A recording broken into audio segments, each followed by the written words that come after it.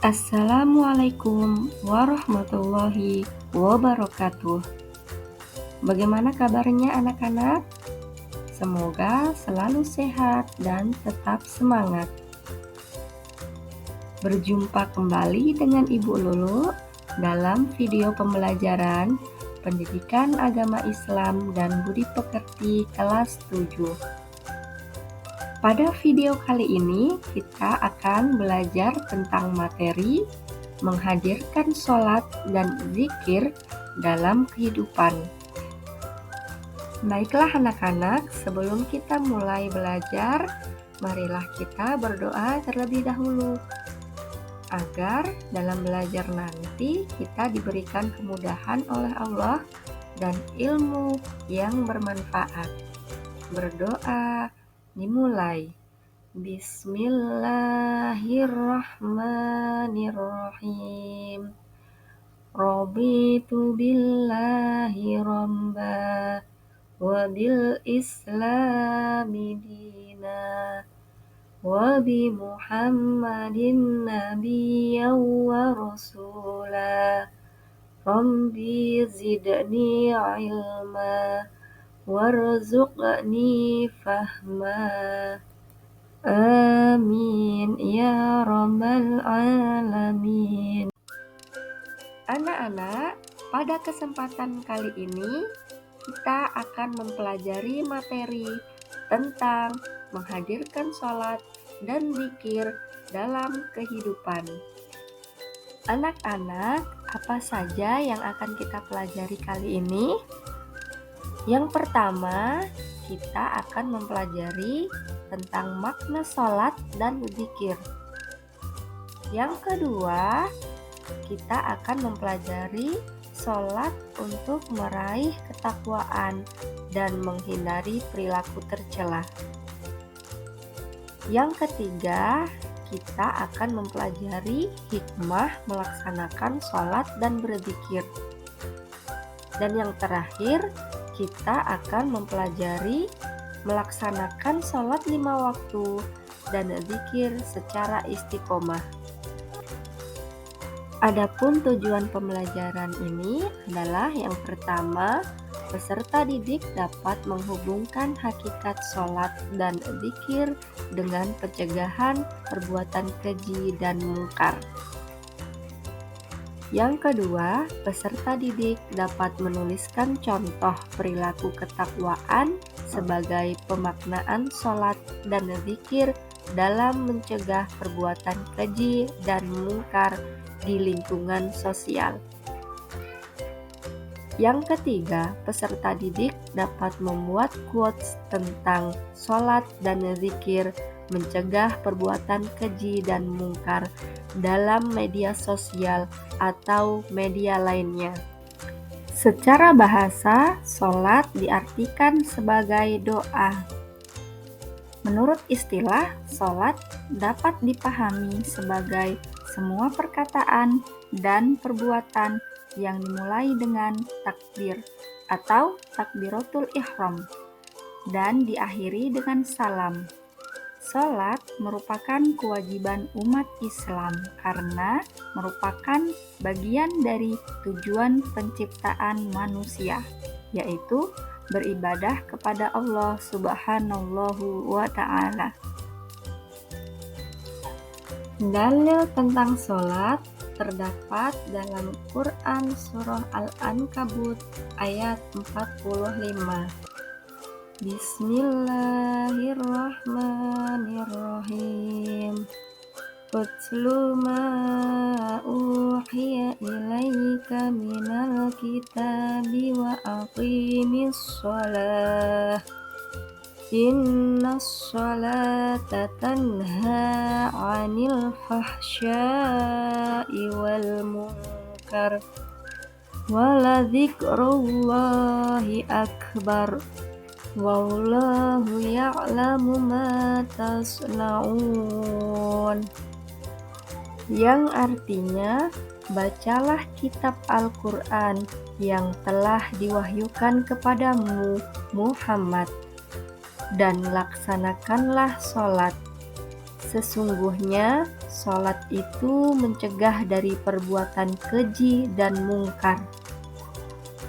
Dan ketahuilah, mengingat Allah atau sholat itu lebih besar keutamaannya dari ibadah yang lain. Allah mengetahui apa yang kamu kerjakan. Quran Surah Al-Ankabut ayat 45. Sholat menurut hukum pelaksanaannya terbagi menjadi dua. Yang pertama adalah sholat fardu atau sholat wajib. Yang kedua adalah sholat sunnah. Sholat fardu atau sholat wajib terbagi menjadi dua. Yang pertama, sholat fardu ain. Sholat fardu ain adalah kewajiban yang diwajibkan kepada mukallaf langsung berkaitan dengan dirinya dan tidak boleh ditinggalkan ataupun dilaksanakan oleh orang lain, seperti sholat 5 waktu dan sholat Jumat atau fardu ain untuk pria. Sholat fardu yang kedua adalah sholat fardu kifayah, adalah kewajiban yang diwajibkan kepada mukallaf, tidak langsung berkaitan dengan dirinya. Kewajiban itu menjadi sunnah setelah ada sebagian orang yang mengerjakannya. Akan tetapi, bila tidak ada orang yang mengerjakannya, maka kita wajib mengerjakannya dan menjadi berdosa bila tidak dikerjakan, seperti sholat jenazah. Sholat berdasarkan hukum pelaksanaan yang kedua adalah sholat sunnah. Sholat sunnah terbagi menjadi dua. Yang pertama adalah sholat sunnah mu'akkad. Sholat sunnah mu'akkad adalah sholat sunnah yang dianjurkan dengan penekanan yang kuat atau hampir mendekati wajib, seperti sholat 2 hari raya, sholat sunnah witir, dan sholat sunnah tawaf. Sholat sunnah yang kedua adalah sholat sunnah ghairu mu'akkad. Sholat sunnah ghairu mu'akkad adalah sholat sunnah yang dianjurkan tanpa penekanan yang kuat, seperti sholat rawatib, dan sholat sunnah yang sifatnya insidentil atau tergantung waktu dan keadaan, seperti sholat kusuf atau khusuf hanya dikerjakan ketika terjadi gerhana. Zikir menurut bahasa adalah ingat, sedangkan menurut istilah, zikir diartikan dengan mengingat Allah Subhanahu wa Ta'ala sebagai upaya untuk mendekatkan diri kepadanya. Kita diperintahkan untuk selalu berzikir kepadanya dengan mengagungkan kekuasaan dan kebesarannya agar terhindar dari kesombongan. Dalil zikir ini terdapat dalam Quran Surah Al-Ahzab ayat 41. Bismillahirrahmanirrahim. Ya ayyuhalladzina amanu dzkurullaha dzikran katsira. Yang artinya, hai orang-orang yang beriman, berzikirlah dengan menyebut nama Allah, zikir yang sebanyak-banyaknya. Quran Surah Al-Ahzab ayat 41. Cara zikir. Yang pertama, zikir dengan hati, yaitu dengan cara bertafakur dan merenungkan ciptaan Allah Subhanahu wa Ta'ala, sehingga timbul dalam pikiran bahwa Allah Subhanahu wa Ta'ala adalah Zat yang Maha Kuasa. Cara yang kedua yaitu zikir dengan ucapan, yaitu pengucapan lafal-lafal yang di dalamnya terdapat keagungan namanya. Contohnya adalah tahmid, tasbih, tahlil, takbir, membaca Al-Quran, dan sholawat. Cara zikir yang ketiga adalah menaati perintahnya dan menjauhi larangannya, merupakan zikir dengan perbuatan. Materi selanjutnya yaitu sholat untuk meraih ketakwaan dan menghindari perilaku tercela.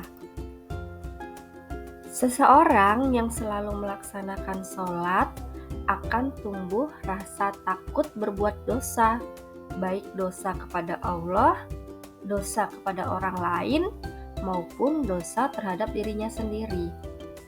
Oleh karena itu, sholat dapat mencegah perbuatan keji dan mungkar. Hikmah melaksanakan sholat dan zikir. Yang pertama, tertanamnya akidah tauhid dalam jiwa seseorang. Yang kedua, hubungan antara manusia dengannya akan terjalin baik. Yang ketiga, kedamaian, keamanan, dan keselamatan dari Allah Subhanahu wa Ta'ala akan diperoleh olehnya, serta mengantarkan mereka pada kesuksesan dan pengampunan dari segala kesalahan. Yang keempat, memperkuat jiwa seseorang dalam hubungan dengan Allah Subhanahu wa Ta'ala. Yang kelima, memperoleh ketenangan jiwa dan menjauhkan diri dari kelalaian. Yang keenam, melatih hidup disiplin dan taat peraturan baik peraturan kerja maupun peraturan dalam kehidupan ini. Yang ketujuh, membiasakan seseorang pada perbuatan atau perkataan yang baik dan bermanfaat. Yang terakhir, menumbuhkan akhlak mulia seperti amanah, jujur, dan upaya menjauhkan diri dari perbuatan keji dan mungkar. Anak-anak, berikut cara mengamalkan sholat 5 waktu dan zikir secara istiqomah. Cara yang pertama, menyadari bahwa sholat dan zikir untuk mendekatkan diri kepada Allah. Yang kedua, memahami manfaat sholat dalam kehidupan. Yang ketiga, mengingat kita akan kembali ke akhirat. Yang keempat, jangan menunda sholat dan malas berzikir. Selanjutnya, niat yang tulus. Cara selanjutnya yaitu lakukan sholat berjamaah. Selanjutnya, berteman dengan orang yang rajin sholat. Dan yang terakhir, banyak membaca buku keislaman. Demikian pelajaran kita pada hari ini. Pelajaran Pendidikan Agama Islam dan Budi Pekerti kelas 7, materi menghadirkan sholat dan zikir dalam kehidupan.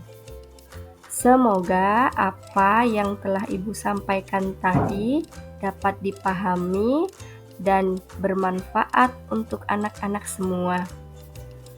Sebelum kita akhiri, marilah kita berdoa sesudah belajar bersama-sama. Bismillahirrahmanirrahim. Subhanakallahumma wa bihamdika asyhadu an la ilaha illa anta astaghfiruka wa atubu ilaik. Walhamdulillahi rabbil alamin. Sampai jumpa di pelajaran berikutnya. Sekian, terima kasih. Wassalamualaikum warahmatullahi wabarakatuh.